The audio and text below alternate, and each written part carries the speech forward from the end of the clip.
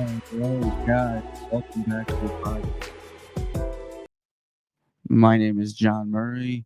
You are with the JMA podcast, episode 19. Today we are with Chris Conway, amateur MMA fighter from Jucal MMA in Clifton Park, New York, under Nash Hilton.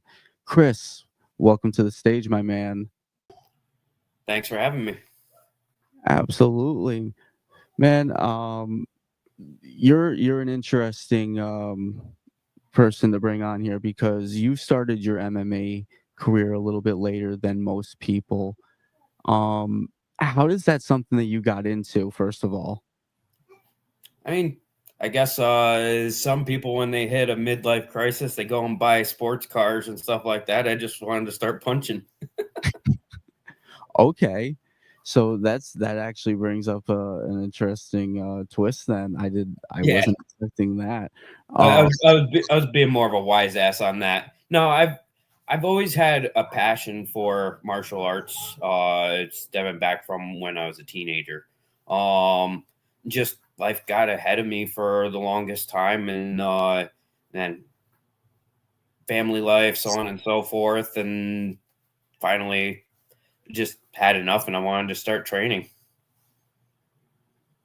was there a moment or something that kind of kick started that move or transition?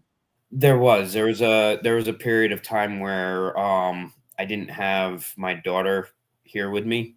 Um, Her mother and I, we're on great terms right now. Um, but she ended up taking off with our daughter for a while, and I wasn't able to see her. So I was in a little bit of a dark period, and I give Jeremy Hunt a lot of props on this, although um, this might be the first time he hears about it. But I mean, that man pretty much saved my life by picking up the phone. Okay. What happened there with Jeremy? So I was looking for a place to train, just because I was in a really bad funk, and I needed to do something. So honestly, it was like get into martial arts. I was single guy, home alone, so on and so forth. So there was really nothing stopping me at that point. It was just let's get in, and just start training, and it started off a couple times a week, depending on what my work schedule allowed. And then once I want tea. Hi. I want tea. Okay, can this wait a second? Yeah. Okay. Go, go, go. Sorry about that. You're all good, my man. Um, so was MMA always an end game for you, or was it It something that wasn't at first. It was just more of something to kind of help regulate with everyday stresses and such. And it just started off a couple. Uh, Anyways, just kind of help deal with a lot of the stresses that were going on, and some weeks I and your hair is in my face. Um, some weeks I could get in there for a couple times a week. Other weeks that was really hard to. But then once I ended up meeting Nash about a year ago, actually. Um, I started training more and more, and really actually started getting falling in love with jujitsu. what um so you stepped into the ring about a year ago, that's right? This No, it was just in July. Okay, so just in July. So you really haven't had a lot of experience, and your first match didn't really go so well. Do you want to kind of talk about what happened with that and how that I, kind of yeah, I mean, all in all, I would still say that it went well. And the reason why I say that is because there were numerous times I could have given Kelby a submission, and I wouldn't. I lasted all 3 rounds. I lost by decision. Granted, yes, the majority of it he was on top of me, but I mean, I got a couple of good good moments in there. But going into that, it was just I wasn't in a good frame of mind because there was some things going on backstage that caught my attention right before my walkout. One of them being that her mother couldn't get her into the fight. This was like last minute. I'm 5 minutes before walking out, and I get a text message that she couldn't get her in, and trying to figure that all out. And Leah ended up getting them in, so that all ended up working out. But I mean, just the scrambling around trying to get Anya into the fight just kind of took me out of the headspace I needed to be in, which is no excuse. It's no excuse at all. I still ended up giving it my all with what I had to work with, and I still, even though I lost by decision, I still feel like I learned a lot that day, which is a win to me. That's beautiful, man. Yeah, it's important, I feel like, to take any kind of loss as a lesson. It gives you a win, a long-term win, out of anything, really. And I mean, like, nah, man, that's awesome. That's beautiful. So who has really motivated you the most as far as like MMA? Like, is there anyone in the local scene or on a professional level that you admire or look to as a figure? Honestly, I mean, Nash definitely is somebody that I look up to. Especially with his unique training styles, his unique coaching, very, very good all around between karate and jiu-jitsu. I mean, just he is full of knowledge, and he's all about practical. You really stop. Nobody wants to see your dirty feet. Live streaming, and this is what we're gonna do. Okay. But anyways, and then Jeremy has actually been a huge inspiration to me as a martial artist. Very talented as both a fighter and a coach, in my opinion. Probably one of the better trainers in the area, I think. And I'm still close with him and all. So, Which gym is Jeremy out of again? Sukti Muay Thai. Oh, okay. Okay, I know. Yeah, that's where I started, was Sukti. Okay, but you debuted with the Jucal, right? What's that? Did you debut with Jake Jucal or did you debut with Sukti? No, I was under Sukti. Okay, I don't know why. I thought you were with Jucal back then. I don't know why. I was. I was actually cross training between both of them. Gotcha. Nash and I both ended up going to Jacau in May. Okay. And I was bouncing back and forth between both Sukti and Jacau. All right. What do you recommend to anyone who is getting up there in age and wants to get into MMA? There's a lot of parents like yourself and gentlemen who think they might be over the hill. Is there a recommendation or any advice or words of wisdom that you would give to them? It's going to be hard. It is going to be hard, but don't give up. Because even though it does seem hard, especially dealing with everyday life, trying to raise children, nobody wants to see your stomach on live stream, child. You're going to get off my lap if you keep trying to lift your shirt to the camera.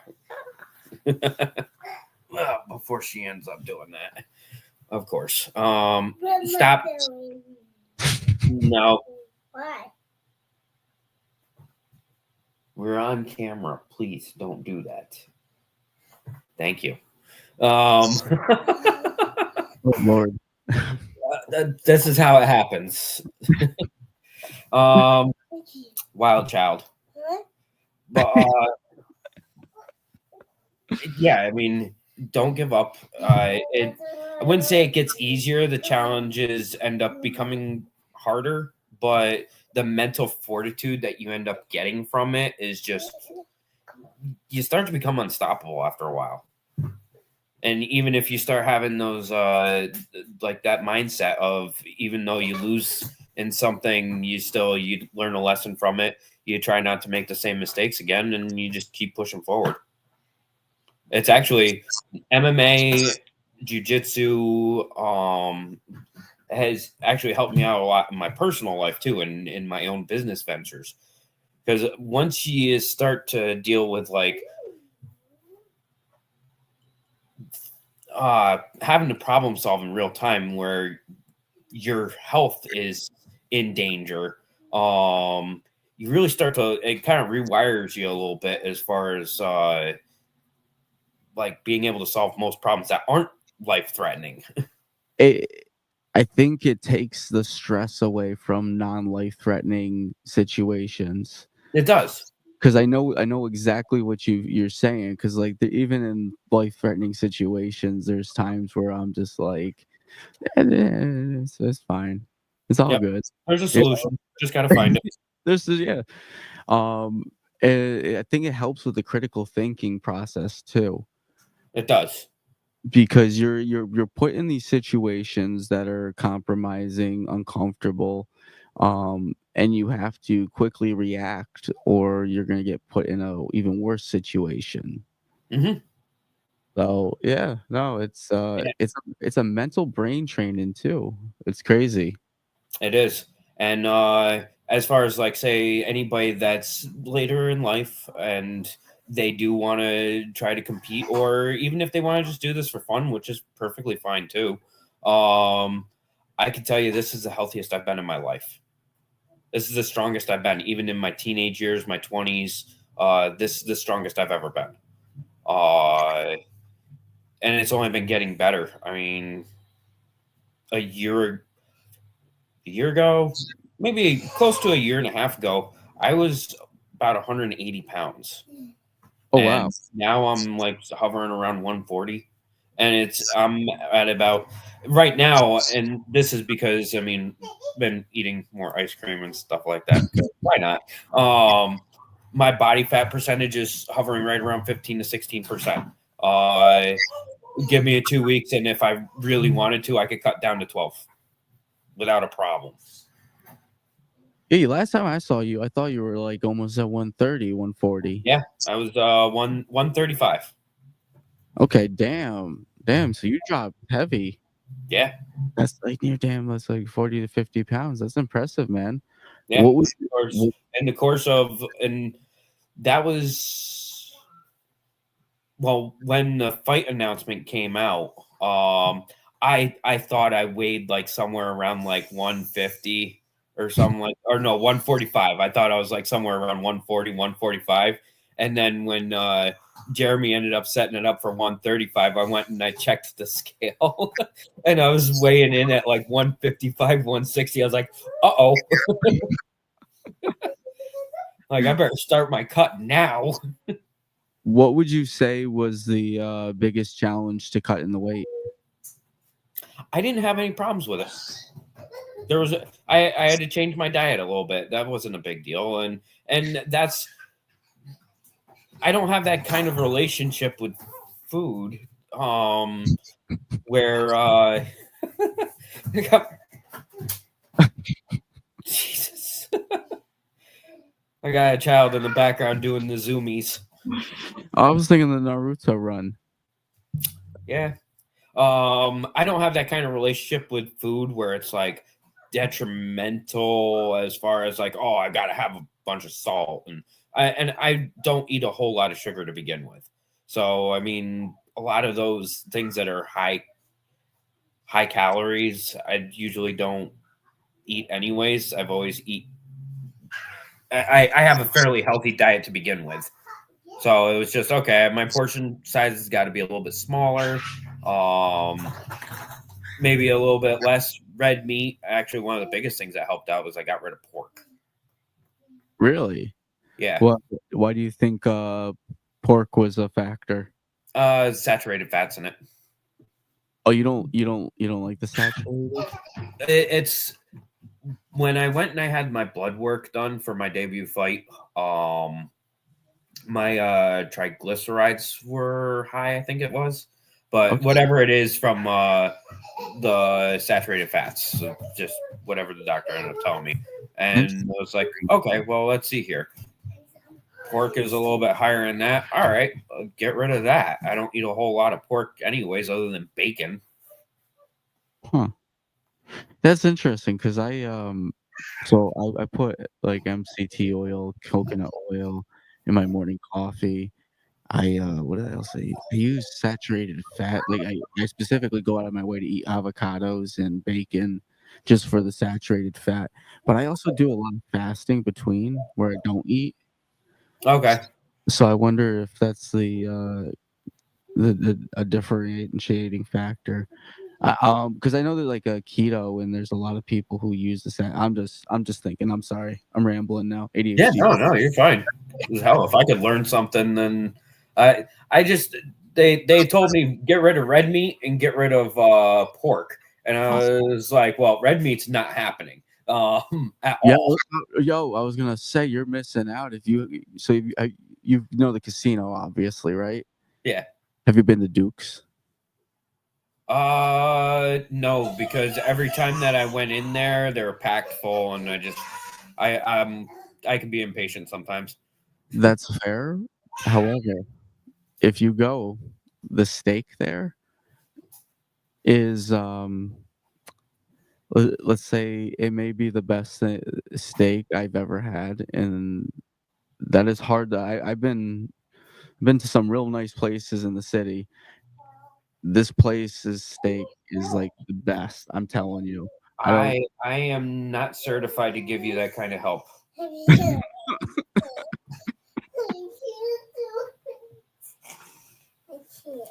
Oh, you have it wrapped around the chair. Oh, how did you manage that one? Of course. Of course, my child. Hold on a second. Stop. Oh, I'm coming right back. All right. All right. All right. Can you wait about another 11 minutes? Go Anyway, calm it down. anyway, best steak around, 100%. If I'll you're have to check it out because I do cook, so I do get critical about steaks and stuff like that. Oh So no, I'm the same way, dude. Like I work in a kitchen. The first thing I do when I walk in a restaurant is I start judging the serving staff, judging the kitchen, yep. judging the cleanliness of the place. I'm judging how quickly I'm greeted. You know, and Mhm. it's not like I'm gonna walk out, but I'm like constantly going, yeah, we do that better. We're cleaner. Yeah, we Yep. do. We can make that better. Mhm. Just dumb shit that but. Oh yeah, if you check out my Instagram, I mean, I've got videos with her and I cooking all kinds of different dishes and the plating and all kinds of stuff. I have fun with it. What's your okay, that's interesting. So what's your favorite meal to make? I would have to say so I just recently did round eye or that round eye steak with bourbon cream sauce, sauteed mushrooms and onions. And then I did smashed potatoes and then some fried zucchini. Nice. Interesting choice of words. Smash potato. We say smashed potatoes instead of mashed. Oh, I smash my potatoes. I'm sorry. yeah. Every once in a while, it's either mashed or smashed, one or the other. Uh, um, that's okay. Uh, what do you find to be the most challenging thing to cook then? Most challenging thing? Oh,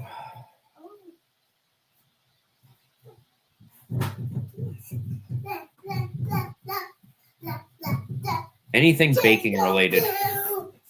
Baking? Really? Yeah, I am not a baker at all. That's fair. I imploded some boozy muffins once.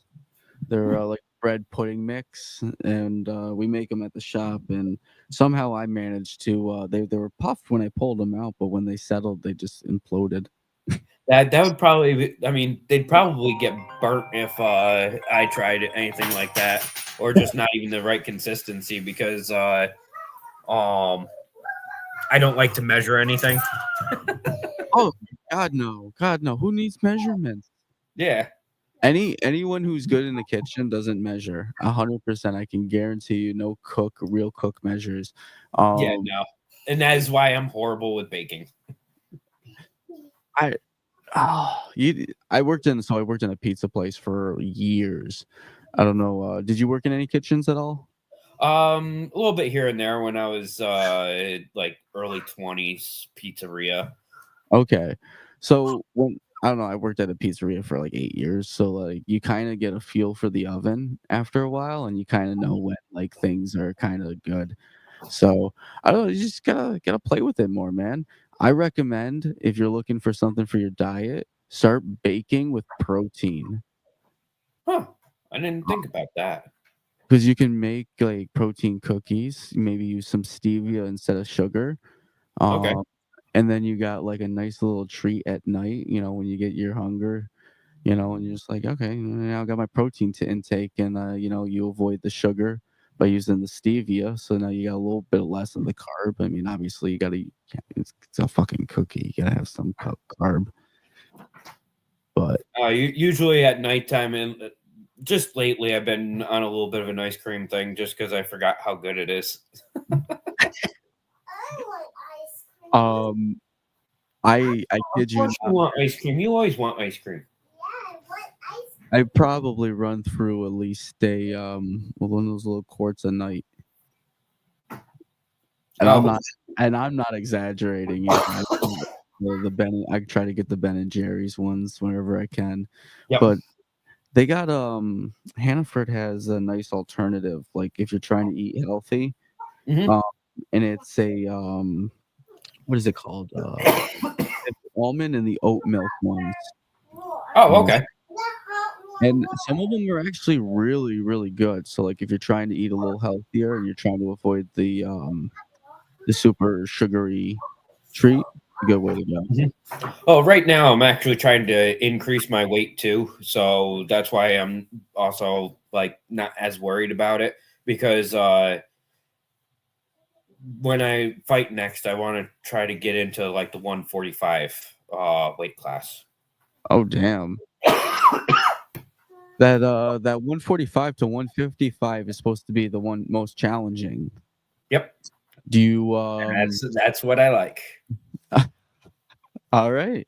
All right. I was gonna say, are you worried about with it being the most what is it? What was I gonna say? The most dense? It has like the most fighters. You're gonna Mhm. have a lot more younger, um, more what's the word I'm looking for? But you know what I'm talking about. Is there any concern there? No, No. no. All I mean, right. the thing is, I mean, if I take a loss, I take a loss. Not the end of the world. That means I just got to get better. Good outlook. Beautiful. All right. Yeah, I mean, like my last jujitsu tournament that I participated in, I actually did that with broken ribs. Um, Probably shouldn't have, but I already signed up, and I was like, I spent the money on it, so I gotta do something. And Just can't get neon bellied or mounted. huh? Just don't get neon bellied or mounted. Yeah. Oh, he got me in the ribs with the knee, and I think the third match, I actually was like practically dying on the floor. I was like, oh man, about ready to throw up. And I don't throw up under exhaustion for pain or anything like that. I don't puke. So when that happened, and I was like, oh my god, this is a new feeling for me. Like Oh, I thought I was gonna vomit, But Tony, great guy. I like Tony a lot. He's like, hey, we can stop. We don't have to do this fourth match. I was like, dude, give me everything you got. You talk about Tony Gatto? Yeah, Okay, we had Tony on here not too long ago. good Tony, guy. I like him. Yeah, me and Tony go way back. I actually went out to Rome to train with him during COVID when everything was down. Yeah, I want another match with him at some point. Get on. See And if I was actually, when I went against him, I was still 10 pounds lighter than what I am now. If you want a match against him, my recommendation would be to reach out to Rolling Stoners and reach out to Tony. If you message Tony, tell him John sent you, or he'll, I don't know how close you are, but if you guys aren't close, tell him I sent you, and reach out to Rolling Stoners, then the same, and I bet you they would be willing to set you up with a super fight with him. Okay. Yeah, I mean, it's one of those things. Like, we're friends on Facebook now since the match happened and all. I appreciate. I still feel like I learned a lot from that, and I wish I could have given him a better matches. It was just, I had that thing wrapped with my ribs, wrapped with everything I could think of to try and keep everything steady, and it hindered my performance. It is what it is. The important part is the mental fortitude I got from it. I still went in there and I did this, even though I knew damn well going in I was probably going to lose. Like, I knew that the cards were stacked against me. I still went and did it, though. I didn't have any major injury after the fact. I still healed up in about a month's time. The mental fortitude that came from it was just phenomenal. It's like, wow, if I could do that, what else can I do? That mental resilience. Yeah, no, that'll definitely do it. I did the same thing you did in a stupid move once. So I don't recommend it. Like, I don't recommend doing that. That's a whole different type of stupidity. But absolutely. I had a fractured rib, not a broken rib, but I had a fractured rib, and I had kratom at the time. And I first of all, I want to preface this by saying I don't recommend doing kratom. I have not done this stuff since. I've never bought another bottle, but I had kratom, and I popped 3 pills before my tournament, and I didn't feel the rib anymore. So is that what that does? So kratom is like it's an opioid. And opioids are like numbers, so like painkillers and stuff like that, but they're also like, some of them can be hallucin. I don't know. So depending on what kind of kratom you get and what potency it is, it can have different effects. And I'm gonna try to speed this up because I know you have to go in a minute. But yeah, I popped 3 of these pills. I didn't feel nothing, and I ended up winning the tournament. Nice. And I don't know if it was because part of me knew on like a level, like, I can't have nothing happen to this rib, or if it was because I couldn't feel anything because of the kratom. So probably a mixture of both. Yeah. So I'm not, again, I don't recommend it. I don't like kratom. I don't recommend anyone use it. It's opioid. I didn't know that at the time. So don't do That's drugs. the other thing. I do all this shit sober. Oh yeah, I did Rolling Stoners a couple times, and I got way too high, and I fucked up a match that way. Completely botched. I almost forgot where I was. So yeah, yeah, definitely compete sober. Chris, I know you have to get to training, so I'm not gonna hold you up with any more of my stories. Where can people find more of your stories? I mean, probably just check out Instagram. That's where I post everything now, and it goes onto my Facebook automatically. What's the account tag? At Chris Conway 81. All right, my friends, you heard it here. I don't know why they gave me 81 as a number, but it works, so whatever. Go with it. It ain't broken. Flow with it. All Yeah, right. maybe one of these days after a couple more fights, I'll do what everybody else is doing and just put MMA at the end of my name. You fun fact for you, you should actually do that because it Really? helps searchability. So when someone's searching MMA, you may actually come up in a suggestion. Really? Yeah, SEO tips. Okay. Um, See, I don't know much about that and stuff. I mean, I'll give oh you some. God, I'm starting to show my age. You're all good, my man. I will give you some tips after the podcast. All right, my friends. This has been the JMA podcast, episode 19. We've had Chris Conway, amateur fighter. You guys can look forward to seeing more of him at either Elite Fighting, Cage Wars, or one of the other local promotions. Till next time, guys, stay blessed. Peace. Catch you later.